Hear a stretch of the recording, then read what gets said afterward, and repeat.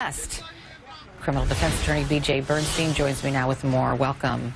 Hi, Carol. So I just want to put that video up again so that we can watch it together. So there's some sort of altercation inside the Waffle House, some sort of verbal argument.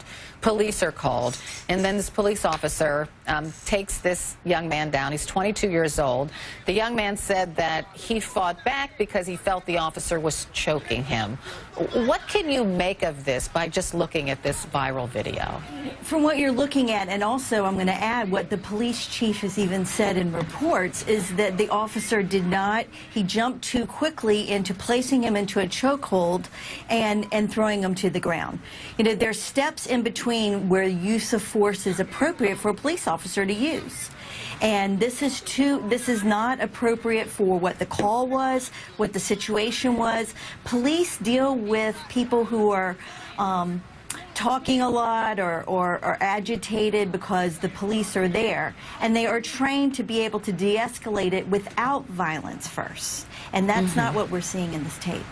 So when a police officer uses this technique, this chokehold technique, is that something, because, you know, Eric Garner in New York, he was killed by an officer using this method of takedown. So is this still standard operating procedure in police departments across the country? It seems to be, because of the videos we keep seeing, and this is the question, is there a disconnect from what the training is happening?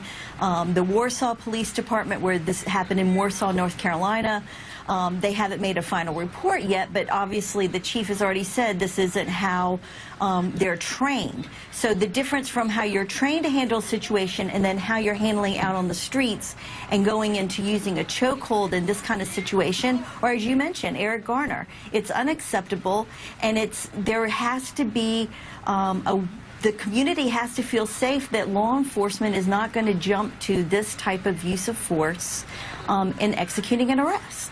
Interesting. So the police officer is still employed, and the police department is conducting an investigation into how this arrest went down. They're looking for more video, so we'll keep you posted. B.J. Bernstein, thank you so much for being with me. Thank you. You're welcome. The music giant Spotify has dropped R. Kelly from its playlist. Over